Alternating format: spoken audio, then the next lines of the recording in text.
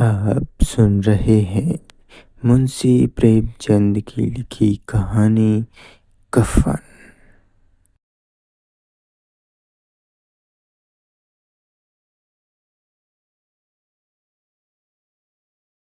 झोपड़े के द्वार पर बाप और बेटा दोनों एक बुझे हुए अलाव के सामने चुपचाप बैठे हुए हैं और अंदर बेटे की जवान बीवी बुधिया प्रसव वेदना से पछाड़ खा रही थी।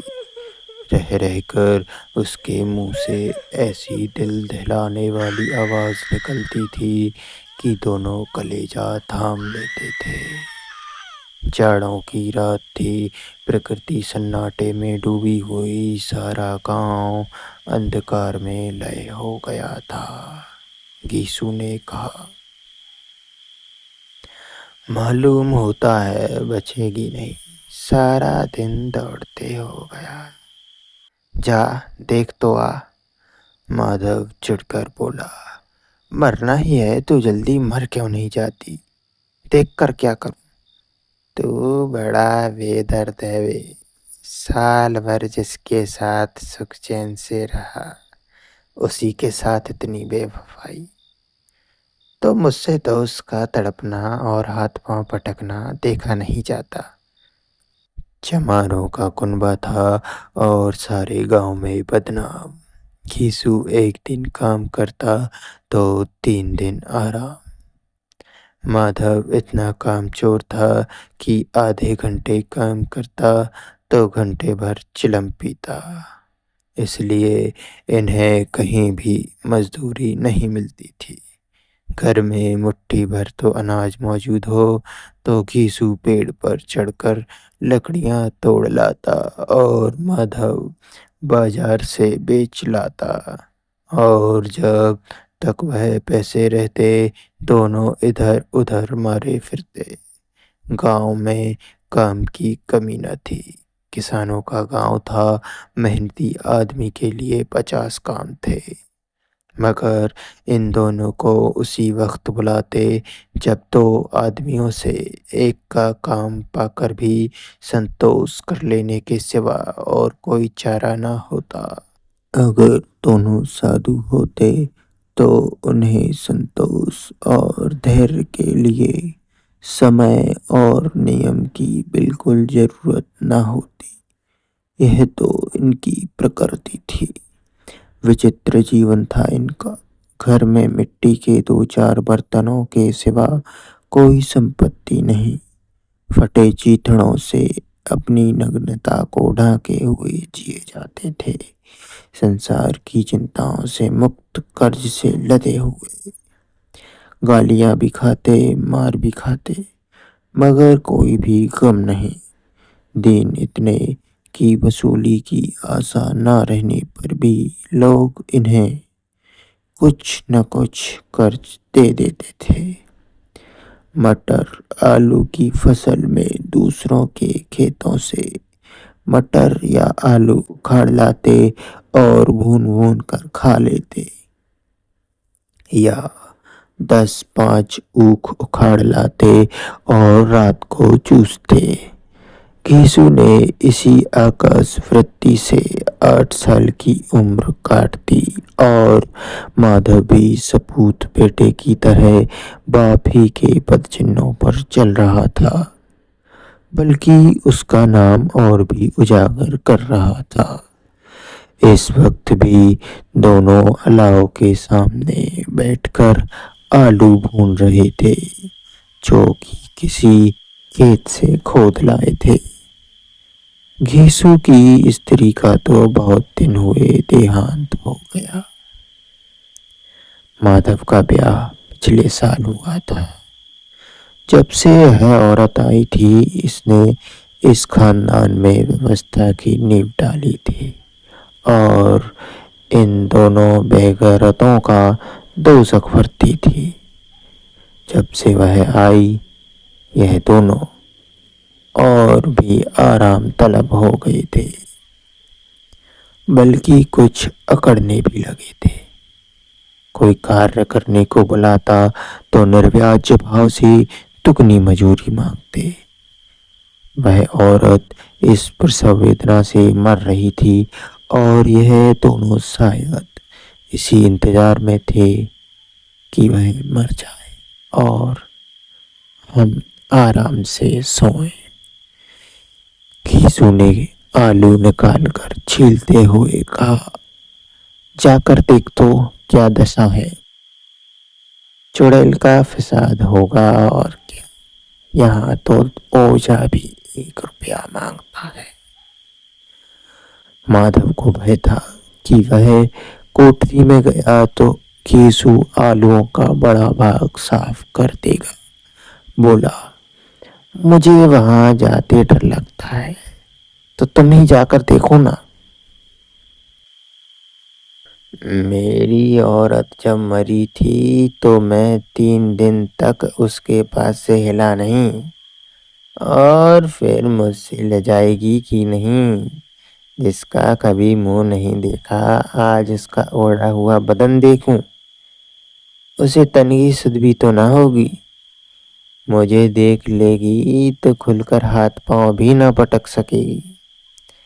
मैं सोचता हूँ कोई बाल बच्चा हुआ तो क्या होगा। सौंठ, गुड़, तेल कुछ भी तो नहीं है घर में। सब कुछ आ जाएगा, भगवान दे तो। जो लोग अभी 1 पैसा नहीं दे रहे हैं वे ही कल बुलाकर रुपए देंगे। मेरे 9 लड़के हुए, घर में कभी कुछ ना था, मगर भगवान ने किसी न किसी तरह बेड़ा पार ही लगाया। दोनों आलू निकाल निकाल कर जलते जलते खाने लगे। कल से कुछ नहीं खाया था, इतना सब्र न था कि उन्हें ठंडा हो जाने दें। कई बार दोनों की जबानें जल गईं। छिल जाने पर आलू का बाहरी हिस्सा बहुत ज्यादा गर्म ना मालूम होता, लेकिन दांतों के तले पड़ते ही अंदर का हिस्सा जबान और हलक तालू को जला देता था, और उस अंगारे को मुंह में रखने से ज्यादा खैरियत इसी में थी कि वह अंदर पहुंच जाए।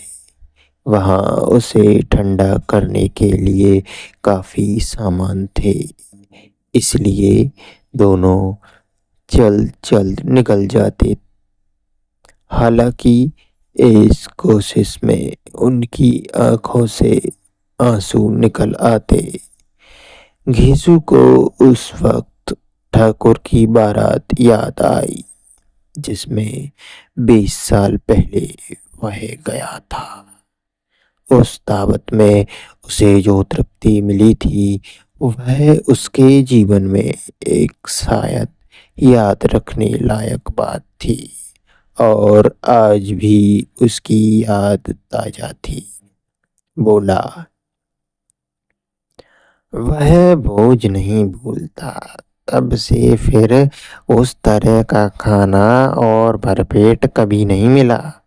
लड़की वालों ने सबको भरपेट पूड़ियाँ खिलाई थीं, सबको, छोटे बड़े सबने पूड़ियाँ खाई और असली घी की। चटनी, रायता, 3 तरह के सूखे साग, एक रसेदार तरकारी, दही, मिठाई। अब क्या क्या बताऊं कि उस भोज में क्या स्वाद मिला। कोई रोक टोक नहीं थी। जो चीज चाहो मांगो, जितना चाहो खाओ। लोगों ने ऐसा खाया कि किसी से पानी ना पिया गया। मगर परोसने वाले हैं कि पत्तल में गरम गरम गोल गोल सुवासित कचौड़ियाँ डाल देते हैं। मना करते हैं कि नहीं चाहिए, पत्तल पर हाथ से रोके हुए हैं, मगर वह है कि दिए जाते हैं।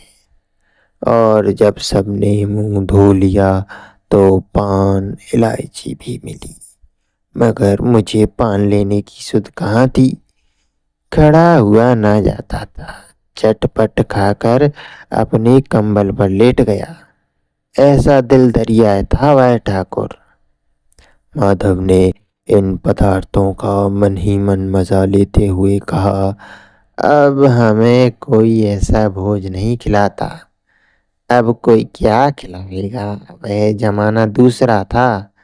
अब तो सबको किफायत सूझती है। शादी ब्याह में मत खर्च करो, क्रियाक्रम में मत खर्च करो। पूछो, गरीबों का माल बटोर बटोर कर कहाँ रखोगे? बटोरने में तो कमी नहीं, हाँ खर्च में किफायत सूझती है। तुमने 20 एक पुड़ियाँ खाई होंगी। 20 से ज्यादा खाई थी, मैं 50 खा जाता। 50 से कम मैंने ना खाई होंगी। अच्छा पट्टा था, तू तो मेरा आधा भी नहीं है। आलू खाकर दोनों ने पानी पिया और वहीं अलाव के सामने अपनी धोतियां ओढ़कर पांव पेट में डाले सो रहे, जैसे दो बड़े बड़े अजगर गेंडुलियां मारे पड़े हों। और बुधिया अभी तक करा रही थी। सवेरे माधव ने जाकर कोठरी में देखा तो उसकी स्त्री ठंडी हो गई थी। उसके मुंह पर मक्खियां भिनक रही थीं। पथराई हुई आंखें ऊपर टंगी हुई थी। सारी देह स्थूल से लथपथ हो रही थी। उसके पेट में बच्चा मर गया था। माधव भागा हुआ घीसू के पास आया। फिर दोनों जोर जोर से हाय हाय करने और छाती पीटने लगे। पड़ोस वाले ने यह रोना धोना सुना तो दौड़े हुए आए और पुरानी मर्यादा के अनुसार इन अभागों को समझाने लगे। मगर ज्यादा रोने पीटने का अवसर ना था। कफन की और लकड़ी की फिक्र करनी थी। घर में तो पैसा इस तरह गायब था जैसे चील के घोंसले में मांस। बाप बेटे रोते हुए गांव के जमींदार के पास गए। वह इन दोनों की सूरत से नफरत करते थे। कई बार इन्हें अपने हाथों पीट चुके थे चोरी करने के लिए, वादे पर काम न आने के लिए। पूछा, क्या है वे घिसुआ, क्यों रोता है? अब तो तू कहीं दिखाई भी नहीं देता, मालूम होता है इस गांव में रहना नहीं चाहता। घीसू ने जमीन पर सिर रखकर आंखों में आंसू भरे हुए कहा, सरकार, बड़ी विपत्ति में हूँ। माधव की घरवाली रात को गुजर गई। रात भर तड़पती रही सरकार। हम दोनों उसके सिराने बैठे रहे, दवा दारू जो कुछ हो सका सब किया। खुदा वह हमें धक्का दे गई। अब कोई एक रोटी देने वाला भी ना रहा मालिक, तबाह हो गए। घर उजड़ गया। आपका गुलाम हूँ। अब आपके सिवा कौन उसकी मिट्टी पार लगाएगा? हमारे हाथ में तो जो कुछ था वह तो सब दवा दारू में उठ गया। सरकार ही की दया होगी तो उसकी मिट्टी उठेगी। आपके सिवा किसके द्वार पर जाऊं? जमींदार साहब दयालु थे, मगर घिसू पर दया करना काले कंबल पर रंग चढ़ाना था। जी मैं तो आया, कह दें चल दूर हो यहाँ से। यूं तो बुलाने से भी नहीं आता। आज जब गरज पड़ी तो आकर खुशामद कर रहा है, हरामखोर कहीं का बदमाश। लेकिन यह क्रोध या दंड का अवसर ना था। जी में कुड़ते हुए 2 रुपए निकाले और फेंक कर दिए, मगर सांत्वना का एक शब्द भी मुंह से ना निकला। उसकी तरफ ताका तक नहीं, जैसे सिर का बोझ उतरा हो। जब जमींदार साहब ने 2 रुपए दिए तो गांव के बनिए महाजनों को इनकार का साहस कैसे होता। घीसू जमींदार के नाम का ढंढोरा भी पीटना चाहता था। किसी ने 2 आने दिए, किसी ने 4 आने। 1 घंटे में घीसू के पास 5 रुपए की अच्छी रकम जमा हो गई। कहीं से नाज मिल गया, कहीं से लकड़ी, और दोपहर को घीसू और माधव से कफन लाने चले। इधर लोग बांस वांस काटने लगे। गांव की नर्मदिल स्त्रियां आ आकर लाश देखती थीं और उसकी बेकसी पर 2 बूंद आंसू गिराकर चली जाती। बाजार में पहुंचकर घिसू बोला, लकड़ी तो उसे जलाने भर को मिल गई है। क्यों माधव? माधव बोला, हाँ लकड़ी तो बहुत है, अब कफन चाहिए। तो चलो कोई हल्का सा कफन ले लें। हाँ और क्या, लाश उठते उठते रात हो जाएगी। रात को कफन कौन देखता है। कैसा बुरा रिवाज है कि जिसे जीते जी तन ढकने को चीतड़ा भी ना मिले और मरने पर नया कफन चाहिए। कफन लाश के साथ चली तो जाता है और क्या रखा रहता है। यही 5 रुपए पहले मिलते तो कुछ दवा दारू कर लेते। दोनों एक दूसरे के मन की बात ताड़ रहे थे। बाजार में इधर उधर घूमते रहे। कभी इस बजाज की दुकान पर गए, कभी उसकी दुकान पर। तरह तरह के कपड़े, रेशमी और सूती देखे, मगर कुछ जचा नहीं। यहाँ तक कि शाम हो गई।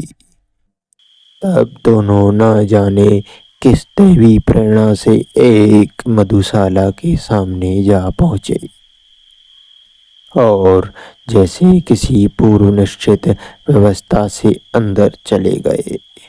वहां जाकर देर तक दोनों असमंजस में खड़े रहे। फिर घीसू ने गद्दी के सामने जाकर कहा, साहू जी, एक बोतल हमें भी देना। इसके बाद कुछ चिखोना आया, तली हुई मछली आई। दोनों बरामदे में बैठकर शांतिपूर्वक पीने लगे। कई कुज्जियां ताबड़तोड़ पीने के बाद दोनों सरूर में आ गए। घीसू बोला, कफन लगाने से क्या मिलता है, आखिर जल ही तो जाता है, कुछ बहू के साथ तो ना जाता। माधव आसमान की तरफ देखकर बोला, मानो देवताओं को अपनी निष्पक्षता का साक्षी बना रहा हो। दुनिया का दस्तूर है, नहीं लोग बामनों को 1000 रुपए क्यों देते। कौन देखता है परलोक में मिलता है या नहीं। बड़े आदमियों के पास धन है, फूकें, हमारे पास फूकने को क्या है। लेकिन लोगों को जवाब क्या दोगे। लोग पूछेंगे, नहीं कफन कहाँ है। घीसू हंसा, अबे कह देंगे रुपए कमर से खिसक गए, बहुत ढूंढा नहीं मिले। लोगों का विश्वास ना आएगा, लेकिन फिर भी वही रुपए देंगे। माधव भी हंसा। इस अनपेक्षित सौभाग्य पर बोला, बड़ी अच्छी थी बेचारी, मरी तो खूब खिला पिला कर। आधी बोतल से ज्यादा उड़ गई। घीसू ने 2 सेर पूड़ियाँ मंगाई, चटनी, अचार, कलेजियाँ। शराब खाने के सामने ही दुकान थी। माधव लपक कर 2 पत्तलों में सारे सामान ले आया। पूरा 1.5 रुपया खर्च हो गया। सिर्फ थोड़े से पैसे बचे रहे। दोनों इस वक्त इस शान से बैठे पूड़ियाँ खा रहे थे जैसे जंगल में कोई शेर अपना शिकार उड़ा रहा हो। ना जवाबदेही का खौफ था, ना बदनामी की फिक्र। इन सब भावनाओं को उन्होंने बहुत पहले ही जीत लिया था। घीसू दार्शनिक भाव से बोला, हमारी आत्मा प्रसन्न हो रही है तो क्या उसे पुण्य ना होगा। माधव ने श्रद्धा से सिर झुकाकर तस्दीक की, जरूर से जरूर होगा। भगवान तुम अंतर्यामी हो, उसे बैकुंठ ले जाना। हम दोनों हृदय से आशीर्वाद दे रहे हैं। आज जो भोजन मिला वह कभी उम्र भर ना मिलता। एक क्षण के बाद माधव के मन में एक शंका जागी। बोला, क्यों दादा, हम लोग भी तो एक ना एक दिन वहीं जाएंगे। गीसू ने इस भोले भाले सवाल का कुछ उत्तर ना दिया। वह परलोक की बातें सोचकर इस आनंद में बाधा ना डालना चाहता था। जो वहां हम लोगों से पूछे कि तुमने हमें कफन क्यों नहीं दिया तो क्या कहोगे? कहेंगे तुम्हारा सिर। पूछेगी तो जरूर, तू कैसे जानता है कि उसे कफन ना मिलेगा? तू मुझे ऐसा कथा समझता है? 60 साल क्या दुनिया में घास खोदता रहा हूं। उसको कफन मिलेगा और बहुत अच्छा मिलेगा। माधव को विश्वास न आया। बोला, कौन देगा? रुपए तो तुमने चट कर दिए। वह तो पूछेगी मुझसे। उसकी मांग में तो सिंदूर मैंने डाला था। यीशु गर्म होकर बोला, मैं कहता हूं उसे कफन मिलेगा। तू मानता क्यों नहीं? कौन देगा बताते क्यों नहीं? वही लोग देंगे जिन्होंने की अब की बार दिया। हाँ, अब की बार रुपए हमारे हाथ में ना आए। ज्यों-ज्यों अंधेरा बढ़ता था और सितारों की चमक तेज होती थी, मधुशाला की रौनक भी बढ़ती जाती थी। कोई गाता, कोई डींग मारता, कोई अपनी संगी के गले लिपट जाता, कोई अपने दोस्त के मुंह में कुल्हड़ लगाए देता था। वहां के वातावरण में सरूर था, हवा में नशा। कितने तो यहाँ आकर एक चुल्लू में मस्त हो जाते थे। शराब से ज्यादा यहाँ की हवा उन पर नशा करती थी। जीवन की बाधाएं यहाँ खींच लाती थीं और कुछ देर के लिए वह भूल जाते थे कि वे जीते हैं या मरते हैं, या ना जीते हैं ना मरते हैं। और यह दोनों बाप बेटे अब भी मजे ले लेकर चुस्कियां ले रहे थे। सबकी निगाहें इनकी ओर जमी हुई थी। दोनों कितने भाग्य के बली हैं। पूरी बोतल बीच में है। पर पेट खाकर माधव ने बची हुई पूड़ियों का पत्तल उठाकर एक भिखारी को दिया, जो खड़ा इनकी ओर भूखी आंखों से देख रहा था। और देने के गौरव, आनंद और उल्लास का अपने जीवन में पहली बार अनुभव किया। यीशु ने कहा, ले जा, खूब खा और आशीर्वाद दे। जिसकी कमाई है वह तो मर गई, मगर तेरा आशीर्वाद उसे जरूर पहुंचेगा। रोए रोए से आशीर्वाद दो। बड़ी गाड़ी कमाई के पैसे हैं। माधव ने फिर आसमान की तरफ देखकर कहा, वह बैकुंठ में जाएगी दादा, बैकुंठ की रानी बनेगी। यीशु खड़ा हो गया और जैसे उल्लास की लहरों में तैरता हुआ बोला, हाँ बेटा, बैकुंठ में जाएगी। किसी को सताया नहीं, किसी को दबाया नहीं। मरते मरते हमारी जिंदगी की सबसे बड़ी लालसा पूरी कर गई। वह ना बैकुंठ जाएगी तो क्या ये मोटे मोटे लोग जाएंगे, जो गरीबों को दोनों हाथों से लूटते हैं और अपने पाप को धोने के लिए गंगा नहाते हैं और मंदिरों में जल चढ़ाते हैं। श्रद्धालुता का यह रंग तुरंत ही बदल गया। अस्थिरता नशे की खासियत है। दुख और निराशा का दौर हुआ। माधव बोला, मगर दादा, बेचारी ने जिंदगी में बड़ा दुख भोगा, कितना दुख झेल कर मरी। वह आंखों पर हाथ रखकर रोने लगा, चीखें मार मार कर।